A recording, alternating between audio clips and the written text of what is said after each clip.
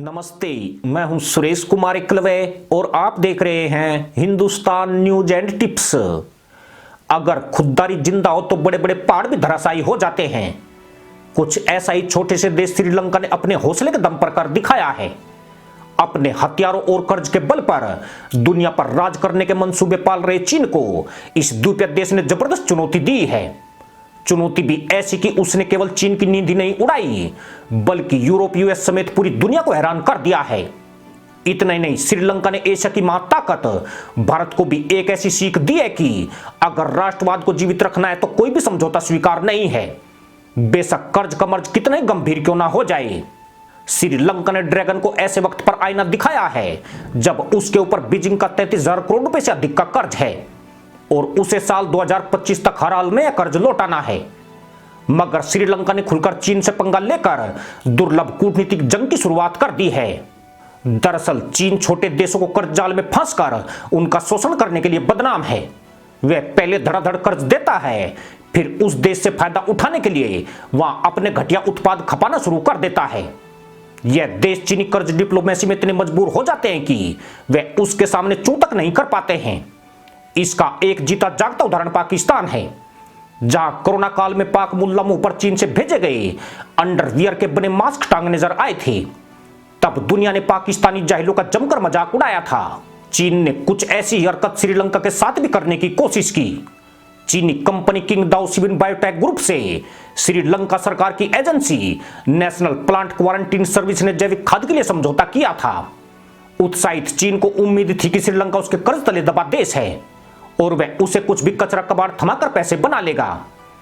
इसी चाल के मद्देनजर चीनी कंपनी ने 20,000 टन ऑर्गेनिक फर्टिलाइजर कोलंबो बंदरगाह पर भेज दिए। लेकिन चीन को उस वक्त गहरा धक्का लगा जब श्रीलंका सरकार ने उर्वरक सैंपल जांच के लिए कृषि विभाग को रेफर कर दिया। चीन को इसकी बिल्कुल भी उम्मीद नहीं थी। जांच में यह सैंपल पूरी तरह फेल हो गए। इतना ही नहीं, यह भी सच सामने आया कि जैविक खाद पूरी तरह घटिया थी। उर्वरक सिर्फ जीवाणु रहित ही नहीं थे बल्कि उसमें ऐसे बैक्टीरिया भी मौजूद थे जो गाजर और आलू जैसी फसलों को भारी नुकसान पहुंचा सकते थे। नतीजा यह हुआ कि श्रीलंका ने चीन से आई कार्गो खेप लेने से इनकार कर दिया। साथ ही चीनी कंपनी की $90 लाख की पेमेंट भी रोक दी।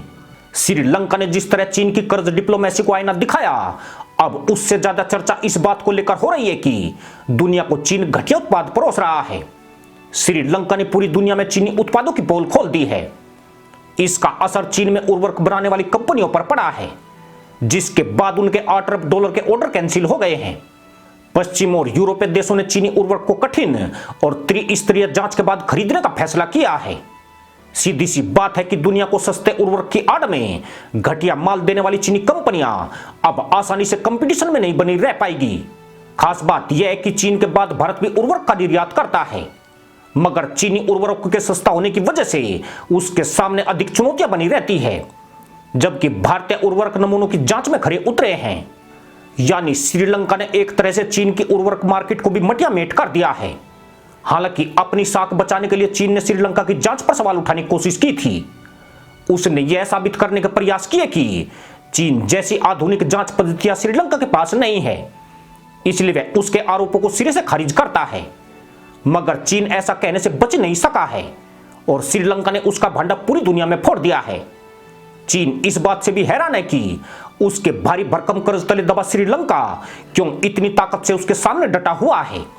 खासकर श्रीलंकाई अधिकारियों की इस चेतावनी ने उसके होश उड़ा दिए कि मौजूदा नियमों का पालन न करने वाले उर्वरक किसी भी कीमत पर देश में नहीं आने दिए जाएंगे।